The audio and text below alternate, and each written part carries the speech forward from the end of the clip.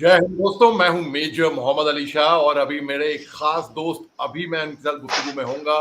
मेरे खबर तूर जो तारुफ के कोई मोहताज नहीं है। इनको देश विदेश में लोग इंडियन निंजा के नाम से जानते हैं। ये बहुत ही बहादुर जाबाज ऑफिसर हैं। अभी हाल ही में ये क्या बोले एक बहुत ही घातक उससे निकले हैं। मैं ज्यादा उसके बारे में बोलना नहीं चाहूंगा, मगर मैं यहाँ पे समर के बारे में ये कहूंगा कि ये बहुत ही proud Indian nationalist, proud patriot, and we will learn about him, about what the sentiments in Canada are regarding India, because अभी कनाडा बहुत खबरों में है। और अभी मैं कुछ टाइम पहले मैं नेशनल टीवी पे लाइव पे था, उसके बाद मुझे ख्याल आया टीवी पे लाइव बोलते बोलते कि समर से बात करनी चाहिए, तो मैं समर को फोन किया और summer was very kind and very gracious to he's busy right now, but he's been very kind to give us few minutes. Samar, thank you very much. Jai Hind, brother. जय Hind sir. Summer, ये अभी Canada India Canada की बहुत गर्मी चल रही है। हमारे बहुत से हिंदुस्तानी भाई कनाडा में भी हैं और उनके पार्लियामेंट में भी, बल्कि 19 MPs comprise of the Canadian government, उसमें 3 तो मिनिस्टर्स ही हैं इसमें से, खैर से। सो what do you say? What do you think? I mean, though the Canadian government has said that there was a foreign hand in Mr. Nijjar's killing, and who was shot in the car park, and but I don't think the Indian government will be so foolish, so silly, I mean, to go ahead and do that. ऐसा तो मैं नहीं मानता ऐसा हुआ है. What is your analysis and your take on the entire Indo-Canadian thing that's going on right now, Saban? Sir, basically the thing is that it is first it has been originated with a dispute which was related to the money collection at the gurdwaras in Canada.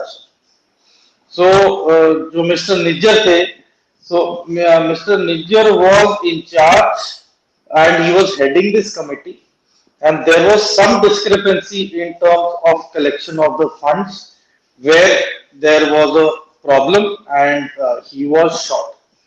So this was the internal problem which happened, number one. Now ISI is very active. So they saw this opportunity to add fuel to the fire, and something which has got no connect with anything related to India. They gave it a narrative that the raw has been behind the killing of Mr. Nijjar. Secondly, Mr. Trudeau is largely dependent upon the 8 lakh Sikh votes, 8 lakh Sikh voters in Canada. And as it is, his popularity has diminished. He is being called a traitor by the white Canadians, because he has failed to create jobs for them. Inflation is on the rise.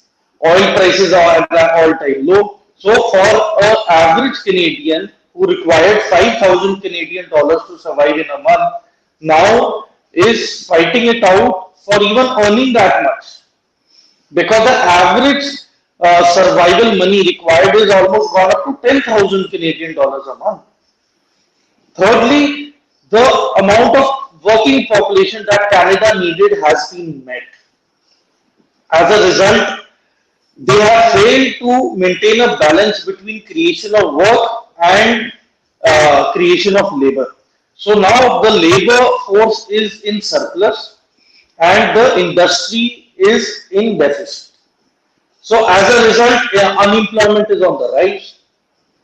And then another point is that the Indian students who take a visa and go there tend to work for extra overtime at very menial rates, which the original natural Canadian citizen, is not able to digest, and they say it is against the norms. But you see, when a company's main objective is profit, for example Walmart, उसका objective ही profit है, तो उसने बस labour को exploit करना है, उनसे ज्यादा एक्स्ट्रा टाइम काम करवाना है और उन्हें कम पैसे पे काम वेजेस पे रखना है।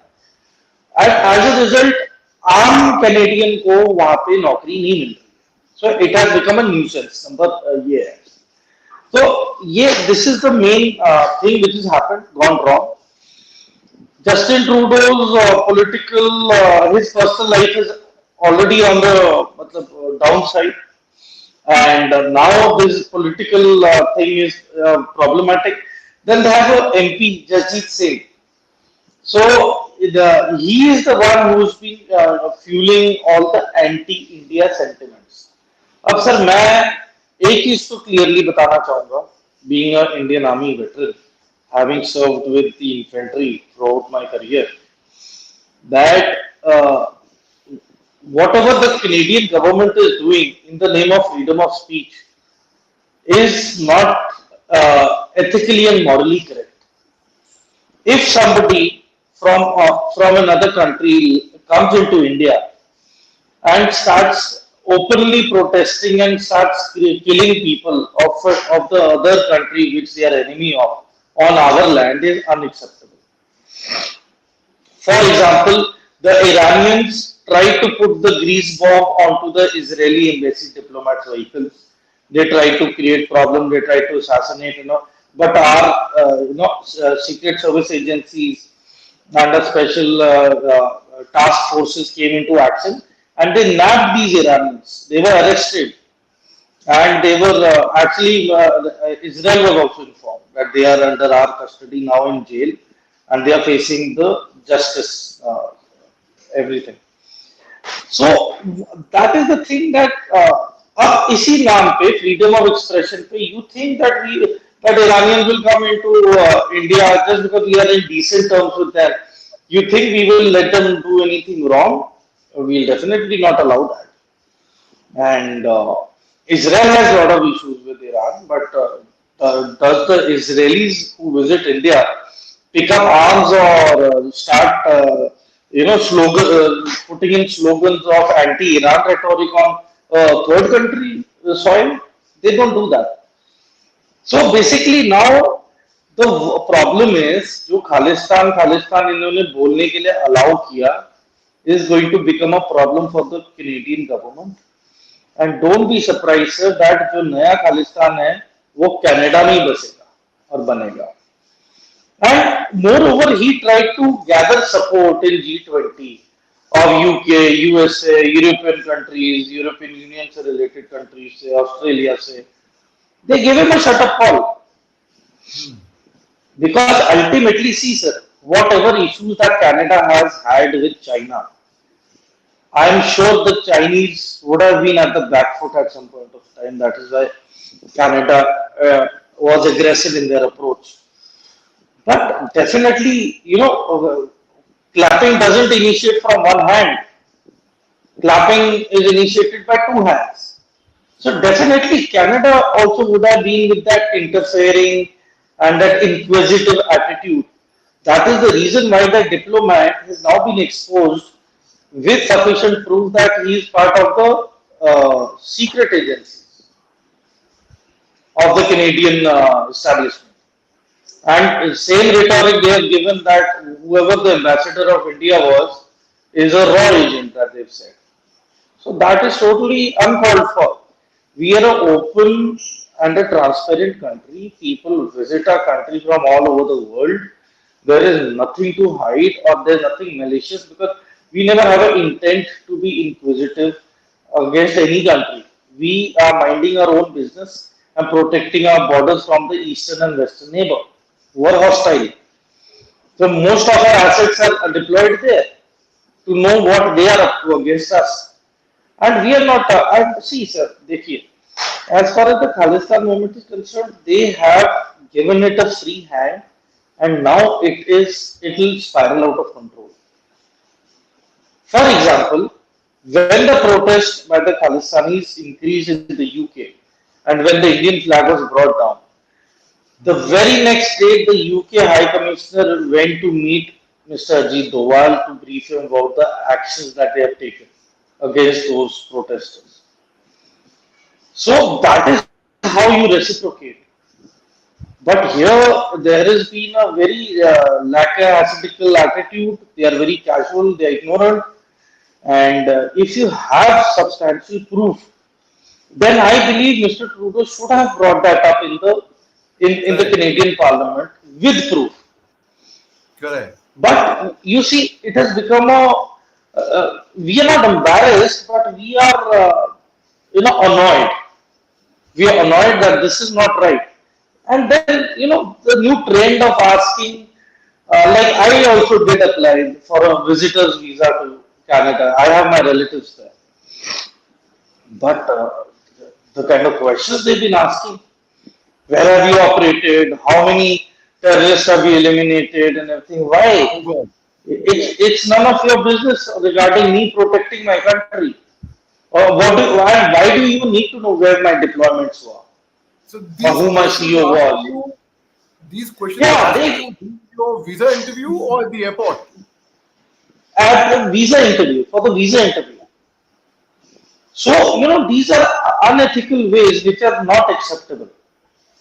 And being a hardcore infantarian and we are well trained at par with the almost at the standards of the special forces as well, the infantry. So I mean these were very atrocious and a very preposterous attitude which was not taken in the right manner. And eventually we then then they've been people like us have been applying for visas to US to go and meet our relatives who can drive down from Canada into US. Yeah, they. I know. So I know the story of a former army general Indian army general, who applied for a visa to Canada, and they wrote back. They said, "No, sorry, your visa is rejected. Your visa rejected because it's unlikely that you might not return to your home country." How ridiculous is no, that? no, no. I want to get one misconception clear that our economy is stronger than the Canadian economy. We are more comfortable in India itself. I really wouldn't want to get myself troubled by doing hard labor by going to Canada. I'm comfortable here in my office, in my domain. I'm getting a handsome salary. I'm comfortable. I have a good working force, good colleagues, a good cooperation going on, high standards of of a multinational. So the misconception has to go away now. नहीं नहीं, And for you, for I you of want. course, for you of course, ऐसा लोग हिंदुस्तानियों ने apply किया है visa के लिए Canada के लिए, उनको रिजेक्ट कर दिया गया है. बहुत से केसेस ऐसे मैं जानता हूँ. Lot of army veterans I know who had applied for a visa to Canada, and for some reason I don't know what their problem was. Anyhow, Samar, and thank you so much for your time, and thank you so much for putting things in perspective. We truly appreciate your analysis, bhai. You take care and have a great day, bhai. Jai Hind. Thank you, sir. Jai Hind, sir. Jai Hind, sir.